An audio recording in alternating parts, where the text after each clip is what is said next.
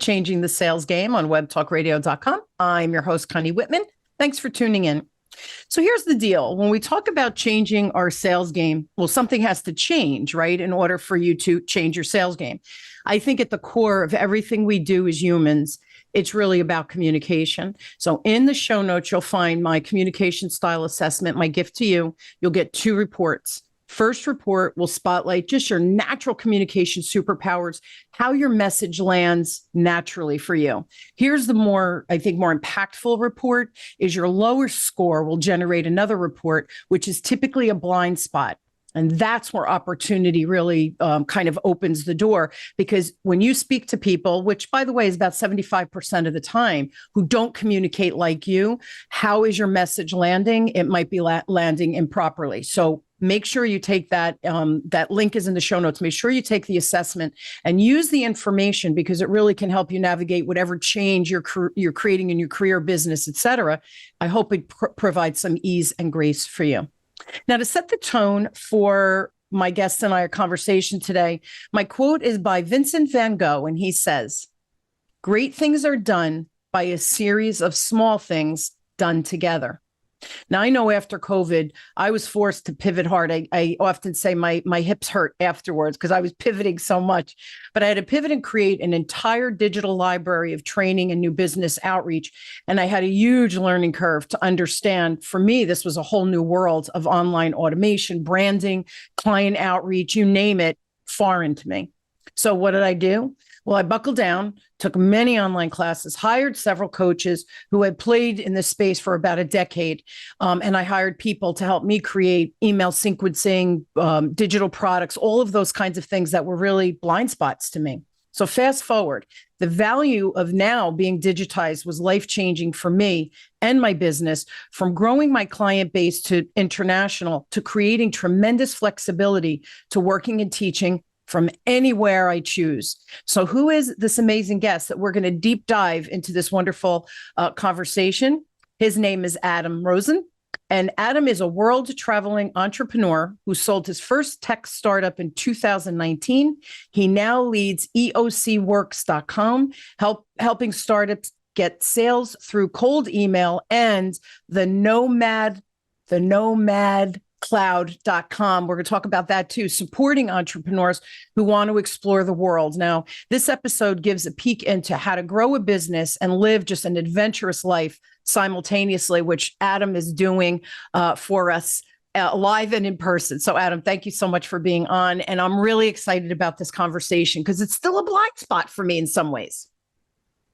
Well, first, Connie, and I really appreciate you having me on. I love the work that you're doing, so I appreciate you having me. So here's the thing. You're a younger person, right? How the heck did you get started in sales? And maybe even more importantly, this cold whole email thingy that we're talking about. Yeah, so coming out of college, I did a 1-year MBA program where I was running the Center for Entrepreneurship at my university that I went to. And I started my first company, which I had for about 5 years, and I sold it back in 2019. And when I started that company, we had a 2-sided marketplace. It was students were on one side, so we built a platform of student organizations, and then we would sell into brands like Amazon, Apple, Goldman, that would become our customers. So I started on the student side, and one of my other co-founders was on the sales side. And then I remember my co-founder came up to me one day. He was like, "Adam, I think you could be really good at sales. Why don't you give it a try?"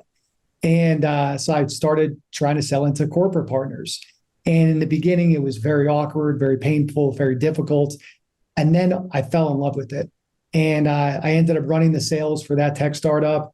And then now with my main company, we do cold email outreach to help, again, companies get more customers through cold email outreach. Yeah. So why did you pivot, right, to the cold email lead gen business? Was there like a pivotal point for you, or was it just a natural progression?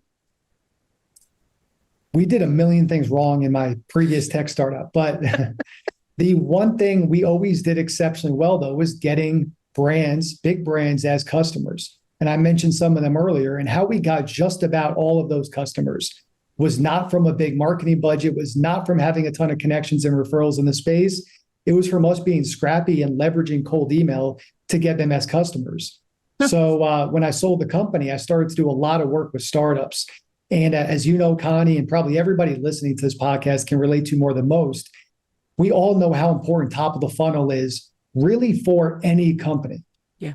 But especially when we're not Bank of America or Amazon or Apple or Goldman that have the leads coming to them. So we have to find ways to get creative. And cold email was always the avenue that worked best for us. So one of the tech startups that I was advising, I remember the founder came up to me. He was like, "Hey, man, can you talk to my head of sales? She's struggling to get meetings on the books." And I saw there was a big gap with what they were doing with their cold email outreach. So I called my co-founder of my previous startup. I said, "Hey, man, I think we can help these guys out." And then one customer turned into now 60 plus customers in a business where we travel the world as we do it with, again, the main goal of just, we got to get people more top of the funnel. And the main way we do that is through cold email. So people listening, how could cold email help them? And is it relevant to them? Like, is there a specific niche where it's more relevant than others? Well, number one, you have to be able to get an email list. If there's no email list for your business, which is very rare, but if you can't get an email list, then of course it's not relevant.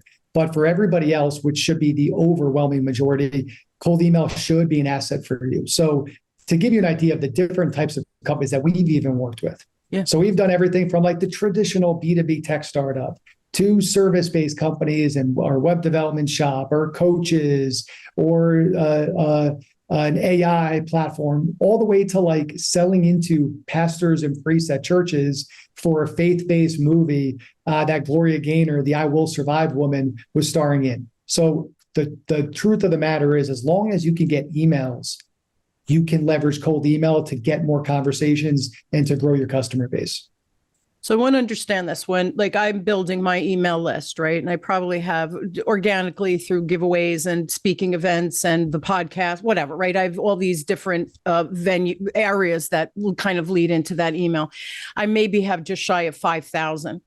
Is it worthwhile because people listening saying, well, yeah, but I just started. I don't really have an email list. So who am I emailing it to? Is it smart to buy an email list? Or because I remember when I started my career, 4 decades ago, we would buy lists. I was selling insurance because we didn't have automation. We didn't even have the internet, by the way. So we would buy these lists and it would take about a year. You had to scrub them because most of the information was garbage.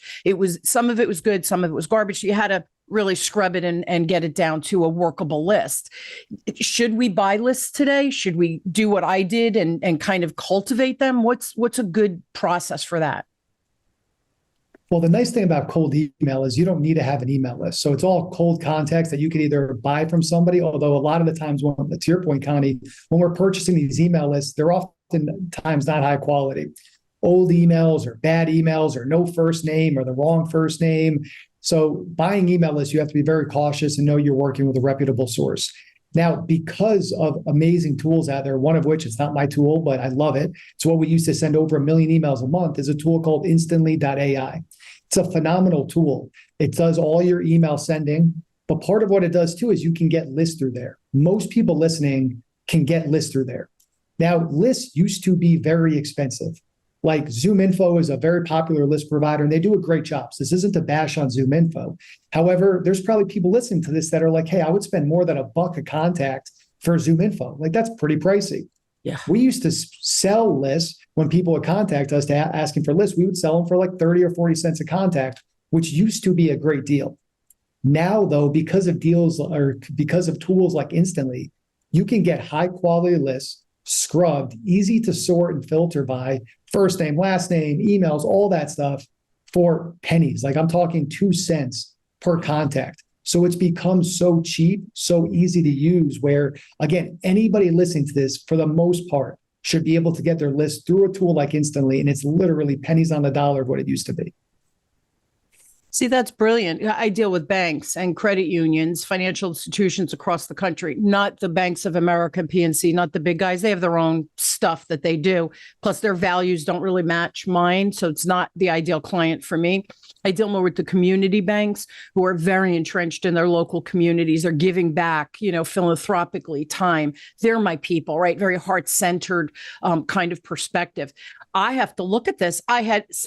See how many, why, like I talk about the blind spot in the communication. That's why I love doing the show, Adam, because we all have blind spots. You don't know what you don't know until someone like you mentions a resource. And I'm like, wait, what? Like, can you say that again?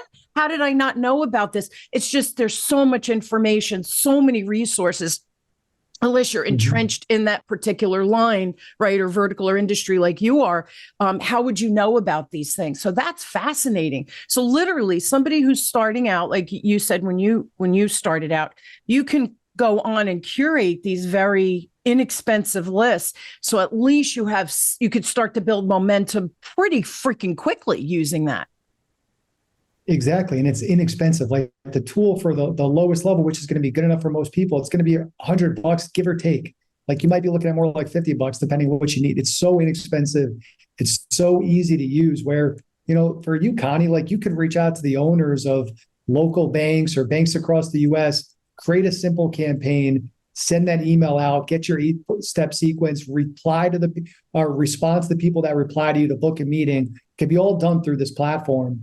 And by the way, I have no affiliation with this platform other than I love it and I use it. And I give them a lot of money because we're sending a lot of emails and working with a lot of customers on them. So I'm paying them a lot of money, but it's a great tool. And anybody listening, if you're just getting started or you're a seasoned vet, you can take advantage of this tool or tools like it. There's others out there, like Apollo's another good one. But yeah, anyone that's listening should be able to take advantage of cold email, and you do not need a list. You can get it all there cold, and it's all legal, it's all kosher, and it works. This is so, because remember, when I started my business, there was no internet.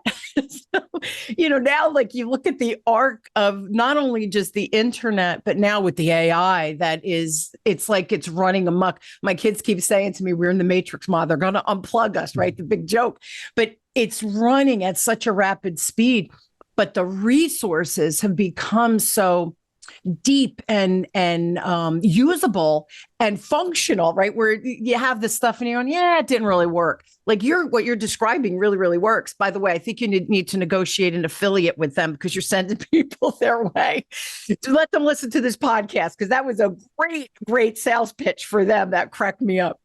Next question. Can you share, the good, the bad, and the ugly of cold emails, right? Because I know people are going, I hate emails. I get too many emails. What are the secrets so that the people listening could actually take advantage of this cold emails to grow their business? And have there been changes in cold email? So does it still work, right? What are the recommendations, and does it really work? Yeah, great question. So I'll start with the good, bad, and ugly, and then tips, and then I'll get into like, does it even work? Yeah. But the short answer is yes, it does still work. For context, we had our best month, March, and now we're actually going to outdo it. Now, this being April when we're recording, it's the best month we've had since last early spring. And I'll give you an idea of how much the cold email world has changed, which is why I'm referencing even to last early spring. Yeah. The ugly of cold email, I would say, is with any marketing, there's always going to be the negatives that come with it. So, for example, I worked on a few real estate developments. When I would do those real estate developments, it was during COVID, and I had waterfront property on the Hudson River in New York that I was selling. Wow. And I would do a lot of Facebook ads. I would take a video of me on the property. I would do a lot of Facebook ads. I remember somebody said to me, it was again, heart of COVID, hey, I hope you get COVID and die. And I was like, whoa, what is that? And then I ended up, having some nice comments back to him. And by the end of it, he was like, hey, man, I'm sorry. I was having a bad day. Like, you seem like a cool guy if you ever want to grab a beer. We never ended up grabbing that beer, but it ended up being all good. Anyway, the reason why I bring that up is because in any marketing medium, Facebook ads, you do a billboard in New York City, Twitter ads, anything, cold email included, there's going to be people that say, hey, I love you, let's talk. There's also going to be people that say, hey, I'm not interested, or even worse, like F off type of thing. Yeah. So that's always going to happen. And that is the reality of some people get scared from cold email. They're like, is it spam? Do people get annoyed with me? Yeah. If people respond in a negative light, is that going to hurt my brand? Is that going to make me look bad? So these are types of things I hear a lot about. And the reason why I bring up that Facebook ad example is because it's the reality with any marketing medium. The thing with email, though, is it's a direct response. So sometimes people feel it a little more deeply. So that's just the reality of cold email. And the reality is the majority of people are not going to see your email and say, yes, I'm interested. You're going to get 20 no's before you get your one yes. That's right. But because it can be so much of it can be automated, you don't have to do as much manual work that goes into it. Yeah. So that's the ugly of cold email. The bad of cold email is that while yes, it does still work, cold email today, April 2024, is a completely different game than the old days, quote unquote, of email. And when I reference the old days, I'm not talking about 2014. I'm talking about July of 2023, so less than a year ago. No. Things have changed so much. To give you one example, when we work with our customers, we're doing everything for them. We're creating the domains we're sending from, the emails, we're writing the copy, lists, et cetera, sending the emails, booking the meetings. We do it all. In the old days, again, July 2023 and before then, we would create one domain we would send from and about 3 email accounts that we would send from. And that was good. We could get away with that. Now we have customers where we have 50 or 100 domains we're creating. We have customers where we're creating 200 or 300 email accounts that we're sending from. We're doing things with copy, something called spin tags, where basically copy changes in every email that we send. So there's all these little details without getting too nerdy, unless Connie, you want to get nerdy with me here. It's gotten so complex where you can't be an amateur in this anymore. You have to do A through Z right. If you don't do it right, you won't get results. But if you do get it right, you can do better than ever with cold email. And it doesn't need to be super complicated. You just need someone who knows what they're doing, at least hold your hand through the process, because it shouldn't be that scary. But that is the bad of it. The good of it is, number one, it does work. And number two, I don't think there is a more efficient marketing medium that gets you results and gets you direct to your customer. Cold email can be very inexpensive. And if you want to get to CEOs of Fortune 1000 companies, you can get lists and reach out to just them. If you want to reach out to directors and above of companies with 1,000 or more employees that work in sales, you can get to those people. If you want to get to banks, you want to get to the owners of those banks, you can build out lists and reach out directly to them. So the good is that it works, and that I don't think there's a more efficient marketing medium that you can leverage, especially if you're a B2B company. All right, next question. You said 50 to 100 domains. Why? Because like I have Changing the Sales Game, and I have Enlightenment of Change, and then I have Changing the Sales Game podcast too. Why do I need multiple domains? You lost me with that piece of it. Yeah, great question. So let's take changingthesalesgame.com. Mm-hmm. So there are some people that will mass email off their main domain. So changingthesalesgame.com. Right. The risk of doing that is if you send a mass email off your main domain, there is a chance that you're going to be marked as spam. Now, the problem with that is any email under that domain could become spammy. So you might be sending an email to a potential customer with a proposal, or you might be trying to communicate with one of your customers. And because that domain is marked as spam, there's a chance that all of your emails now are going to go into spam. So for anybody listening to this, especially because of how complex the cold email world and spam tech has gotten, do not send any mass emails from your main domain. You want to create secondary domains, like something like try changingthesalesgame.com or changingthesalesgame.co. Different domains that will look like your domain and will redirect back to your domain that you can use as your mass emailing domain, so that if things do get spammy, it won't affect your main email domain. Another question. So let's say I do try changingthesalesgame.com and I send out a mass email to that. Then people click like, oh, Con, I'm interested. They want to book it, or they want to download whatever the lead magnet is, right? Whatever the call to action is. Will they then get added to my active campaign on my real, Changing the Sales Game active campaign, that list? Do they get added to that? Yeah, absolutely. Because you can connect the two together. So if someone typed in that URL, they would get redirected to your website too. So really it protects against spam. It doesn't limit the leads going back to your original website or whatever. So if people truly are interested, it's going to redirect them to my website. They can see what I'm about, what my resources are, and all of that good stuff. Oh my God, I just learned two major things from you today, dude. I'm loving this. I love learning. So this is very exciting. What are some of the biggest mistakes you see business owners make regarding sales? Maybe the combination of, because you were saying like your boss or whoever it was like, I think you're like natural with the sales thing and you struggled initially, right? Because you had to learn and now it's easy peasy. What do you see business making the biggest mistake with that? With sales? Yes, so with that previous tech startup, I had two co-founders. One of my co-founders I'm still working with today.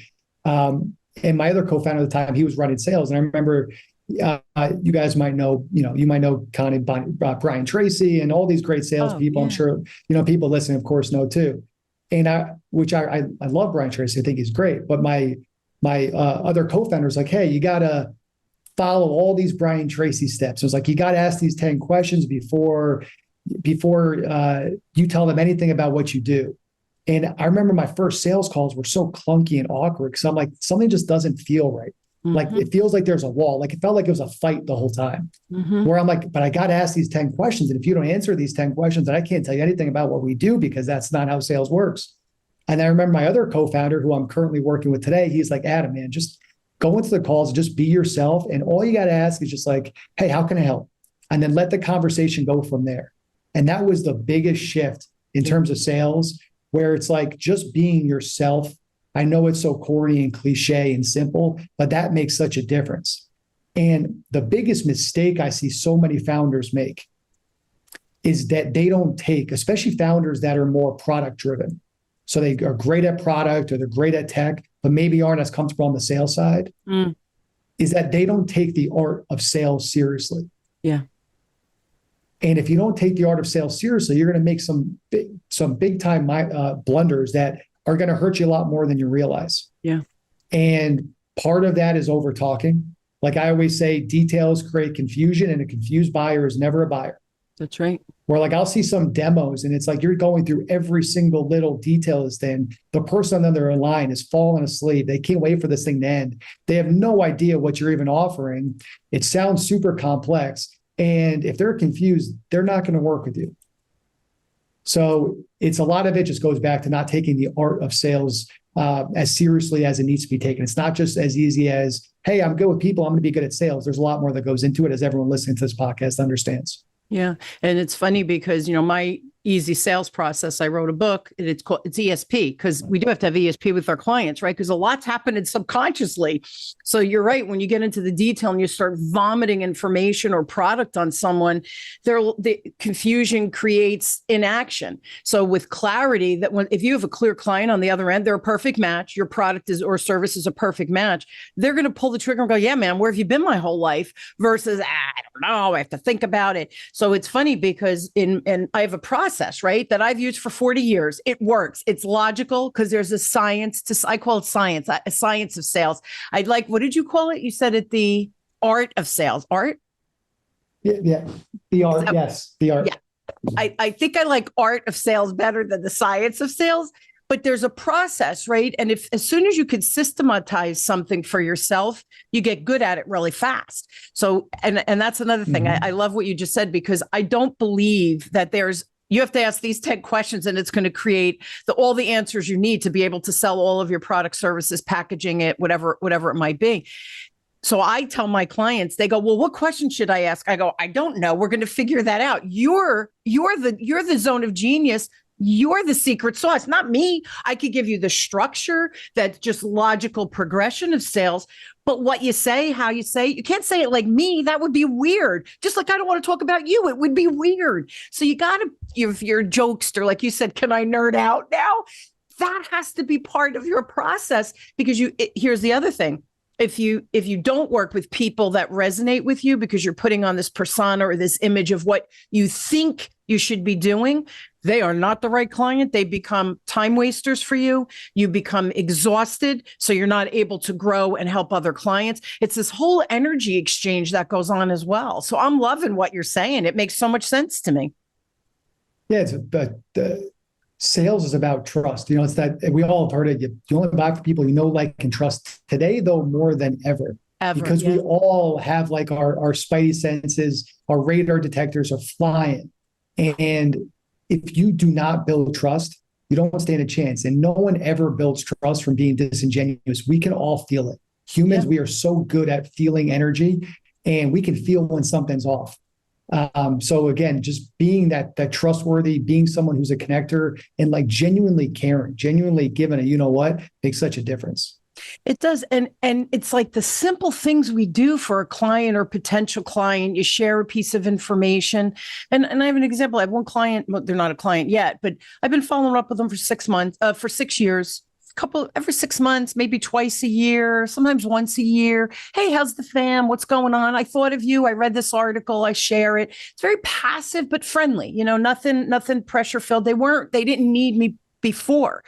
I got an email about 2 months ago, and she said, this one division, we're looking to do training. Your name immediately came up. I was top of mind. And it was in a very passive, gentle way. Now, did I get the business? I don't know. We're still, there's 2 other vendors. We're going to meet in a couple of weeks, but I'm in the game at least. And I didn't have to go, oh, do you have something for me? Do you have something for me? Because that's exhausting. And you need these passive streams coming into you. Even if you don't make every sale, people are thinking of you. We can create that dynamic, but we have to have that know, like, trust factor, and we have to be authentic, and we have to be our goofy selves. Or if you're serious, be your serious self, because you want to attract those like-minded people with values and all those other things. Everybody thinks, Adam, I got to make every sale. Do you?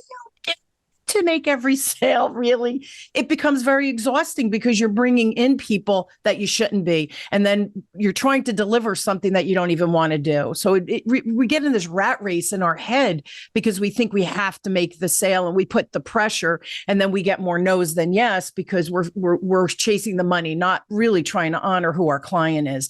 It's the sales. We've been taught that sales is icky. We've been taught, here comes the pitch, come up with your objections. So we have all these barriers. We have to break through them. And this is just such a brilliant way to do it with the email. Why, I have to ask now, why did you decide to travel the world building this whole email outreach company? And you're doing it like a little nomad out there. Yeah, it's funny because I was actually having this conversation with somebody else earlier today.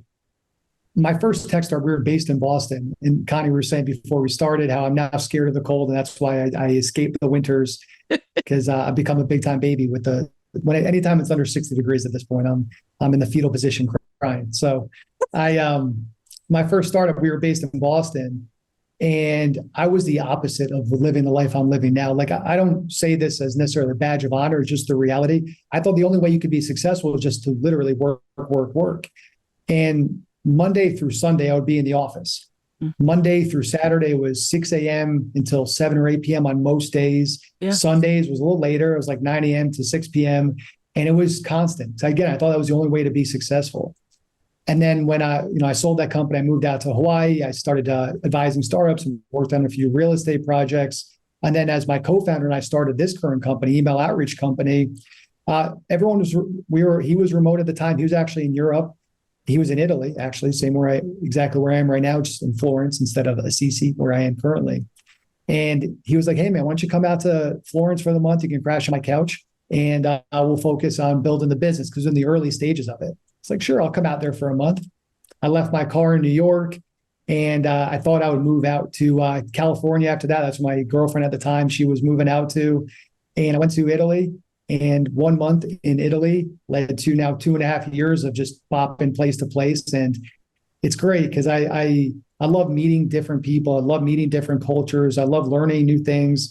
I love experiencing the world. And I love the challenge of building a business while doing it, because I feel like we're often told either you can build a successful business or you can enjoy the fruits of life. And for me, what I'm trying to do is see if I can break the system. Like, can I have my cake and eat it too? Can I build a successful business while traveling the world? Can I retire, quote unquote, while working and building the business, but living the type of life that most of us dream of when we retire. And that's what I'm trying to do. And that's what I'm continuing to focus on doing as I build this company, because all my employees are remote. And I think if you could do this thing right, I'm not sure, at least at this stage, pre-wife and kids, I don't know if there's a better way to live. And I think it's time and place. So it's funny, I'm much older than you, right? You could be my child, but I'm looking in the next 10 years to sell the business, whatever my succession plan is, and be able to retire. And I said this to somebody recently. I'm like, I don't know what I would do with myself. I think I might go a little crazy. So I said to my husband, said, well, what would you do? Like, we're just, dreaming, right? You have these conversations, silly conversations, dreaming. And I said, well, I think when I retire, I know what I'm going to do. I'm going to learn how to paint. I'm going to make jewelry because I love gemstones and stuff like that. So I go, I'm going to make jewelry and then I'm going to start a website and I'll just sell it passively. And he looked at me and he goes, but then you're working again. I go, yeah, but it'll be fun. He goes, but you're having fun now. I go, well, then maybe I'm never going to stop. So here's the thing. I don't want to work 40 hours when I retire. That's what you're describing. Do you have to work 40 hours? Can you live that quote unquote retirement lifestyle where maybe you're only working 15, 20 hours a week, but you're able to travel and live the life you want? So I agree with you. The other thing, when you get married and have kids, right, your whole infrastructure, your whole internal wiring literally changes overnight. But I think that because you're exploring so much now while you have the freedom, I think when that opportunity to, marry, have kids, hopefully, if that's what you're looking for, I think that you will know where you want to land. Do you know what I mean? And say, hey, this is where we'll build some roots. And then ultimately, we could go back to the nomad lifestyle after the kids don't need us, quote unquote, anymore. So I think with all this traveling you're doing, it's going to become, it's like anything else. The right opportunity is going to be glaring you in the face because you've done all of this beautiful homework, so to speak, but in a really good way, not where it was work. It was just you experimenting and exploring and traveling to these other cultures, which I also think makes you better as a business owner, because not only are you looking at what do U.S. businesses need, but you're getting a really good snapshot of, I think, the global market, which is brilliant, because at the end of the day, we probably have a lot of the same or similar needs. And yet those little differences, that could be your zone of genius, where you're the global, on enterprise developer kind of thing, right? Does that make sense? Absolutely. That's how we see it. And I think, look, the world is getting smaller and smaller with technology. And in my previous tech startup, kind of on that note of being more of like a global working citizen, is in my previous startup, we would hire we had an MIT PhD working with us on the tech side. We had interns from the best universities in the country. Like, we had great talent and they were all amazing to work with. And I appreciate all of them. But now we're working with a lot of our team members are from all over the world. And there's great websites like Upwork.com and Fiverr's another good one. There's a bunch of these. We can hire great talent. And like, we're paying 25 cents on the dollar what we would pay someone in the US to do work. Yeah. And the people that have worked with us, I wouldn't trade for anybody. Yeah. If people didn't know they're from the Philippines or from Africa or Bangladesh or wherever, they would think they're a US citizen living in Chicago. Yeah, because they're quality, they work hard, they're responsible. Some of the best people I've ever worked with. And having that ability as a business owner to outsource work and to find really great talent in different parts of the world, I feel like that's one of the most important skills, as well as, of course, learning tech and ChatGPT and AI and automation. But the ability to outsource your work can save you a bunch of money and you don't lose the quality. You don't lose it at all. Yeah. And the other piece of that is, too, that you don't have the burden of having that employee with benefits and all that other stuff, which also can bog down a business owner if you don't. And now you're going out hiring project-based, not necessarily having them on the payroll or needing them for a year and then laying people off. Like, as a business owner, that doesn't feel good, right? You don't want to give somebody a job and then take it away. So I think again, because of the automation and the internet and the capability, when I published my book during COVID, right? What did all business, that's what I tease. I go, what did business owners do during COVID? We published books, right? But my book, I was like, well, I don't know who to hire to do a cover. We're in COVID. So somebody said, oh, go on, I think it was Fiverr. I followed the rules, right? I filled out the request. I found this amazing guy, Elad was his name, in Syria. And he was so easy to communicate with. He did a fabulous, I love my cover of my book. So you're right. And it cost me a couple of $100 at the end of the day. It was a couple of $100, but he was really good. And I'd say, well, in the email, I would describe what I want. And he'd send it back. I'm like, how did he understand that? Right. It's his zone of genius. Right. That's what he's good at. So I agree. I think, again, being in business 25 years, Adam, I think this is the most exciting time in my whole business, that 25 years.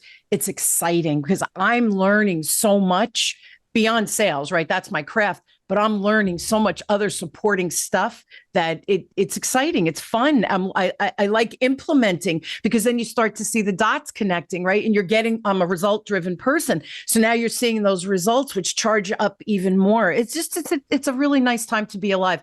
I think that your generation, I think you're a little older than my kids. You guys, the world is your oyster. It really is your oyster. And nothing for people to say, well, you can't do that. Why? You can really do anything you want. Look, there's an app for that. You don't know something, Google it. Somebody's created a video, right, teaching you how to do something. There's just so much opportunity. It's lovely to meet people like you, and what you're doing out there is just remarkable for businesses. So we're out of time, but thank you for being on, and you really are a delight to chat with as well.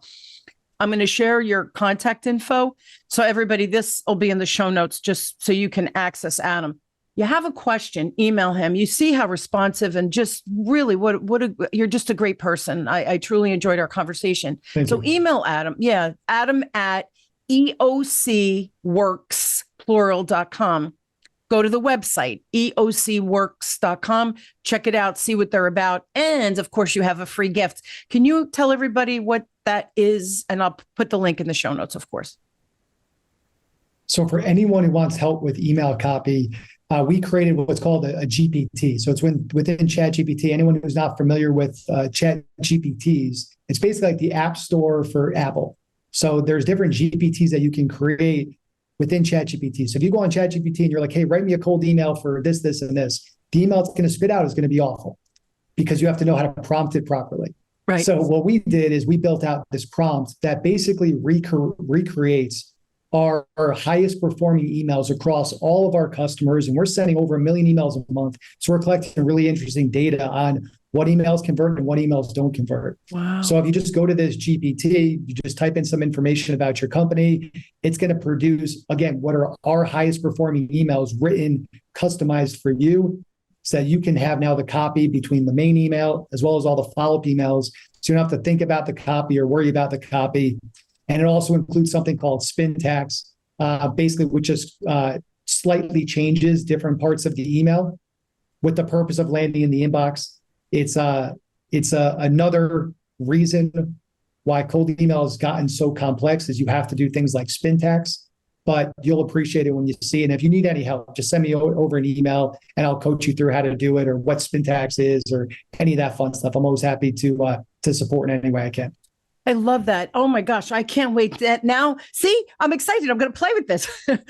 So I have another question. What was the name of the list thing? I just wanted, because it'll be in the transcript, certainly, that people can access.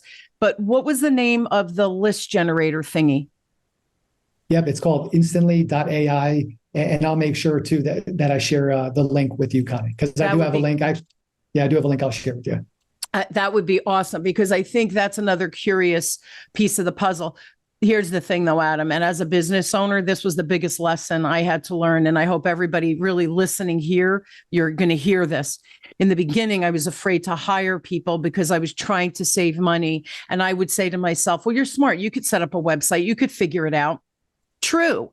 The amount of time it would have taken me, I would have been losing business, right? So we're penny wise, dollar foolish. So if you're really looking to in my opinion, supercharge your business or your business growth, or if you're just starting out, you might be a great resource for people, Adam, because I think that it takes the unknown. You've tested and tried it, but additionally, you've had a couple of businesses and you started the show by saying, yeah, I messed up a lot.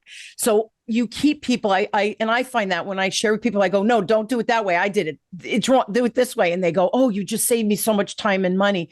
That in and of itself, I think is so valuable. So truly, truly reach out to Adam, because if you're unsure, reach out and have a conversation. Don't do what I did early on in my years where I was like, oh, I'm not going to hire people. I'm just going to do it myself. We really become penny wise, dollar foolish, and we're losing money. We're leaving so much money on the table by not bringing people in who could catapult our results by your zone of genius. It's your zone of genius, not mine, right? You're the top of the funnel. I'm at the end of the funnel where I help people. So yeah, like know your place and know when to throw in the towel and say, man, I need help. What have you got for me? So everybody listen, Adam, I end the show saying this all the time. So they're like, yeah, we know, Connie. Information is a beautiful thing. You know it now, so you can't unknow it. If you choose to do nothing with this information, shame on you, because then it's just simply information you learned. As soon as we take action, clear action, the magic happens on the back end. And you know this, you've experienced this. So here's 2 possible action steps. 1, download the free gift here and play with it. I know I'm gonna. And the other one is reach out to Adam if you have any questions, because it's silly to say, oh, he's going to think I'm stupid or whatever. Play with it, reach out, ask questions. It might be exactly what you need to get you to the next level of whatever the business reiteration or starting a business may be. So Adam, I'm in love with you right now. I think what you're doing is freaking remarkable. And I really am proud of you that you're saying, you know, the rules say, like you learned, 12-hour days, 7 days a week. The rules have to change. We can't live a life like that anymore because there's too much angst and distress in the world. We need more love and joy. And I think the way you're living your life, so you're an example, but you're also building a business to frame that lifestyle out. I commend you so much, my friend. I think it's just really beautiful. So congratulations. No, thank you, Connie. That means a lot coming from you. And I appreciate you and appreciate everything that you're doing. And thank you to everyone that's listening to this. And again, if I can help in any way, like Connie said, please don't hesitate to reach out. There's no question too big or too small. Happy to help in any way I can. Yeah. Keep it simple. Call Adam. Right? Exactly. Listen, like the easy, remember the Staples, hit the easy button, make it easy, call Adam or email Adam. I love it. Thank you, my friend, for being on and truly just, you know, from Italy, I know the time difference is quite extensive, but I so appreciate what you're doing. And this was a great show. So thank you for creating some good content for me as well. No, thank you for having me on. I had a blast. Cool. And you guys, I hope you will join me weekly as we question, build, and discover together, no matter where you are on changing your sales game. Look at my guests and I, we've got you. The idea though now is what action are you going to take? So either email Adam, go to the website, download the free gift. Clear. These are 3 little clear, easy things that you can do. And trust me, when we take action, it creates reaction, chosen reaction, right? Not just haphazard reaction, but magic will happen. And that is my promise to you. Thank you for listening to Changing the Sales Game with me, your host, Connie Whitman, on webtalkradio.com. I truly am honored to have you on this journey of changing your sales game and that you trust me weekly to listen to my guests and I with tips, strategies, and ideas. Our objective is to make you successful. The world needs more success, and you could be the next success story. So I love you for tuning in. I will see you next week. Have an amazing week, everybody. Thanks again.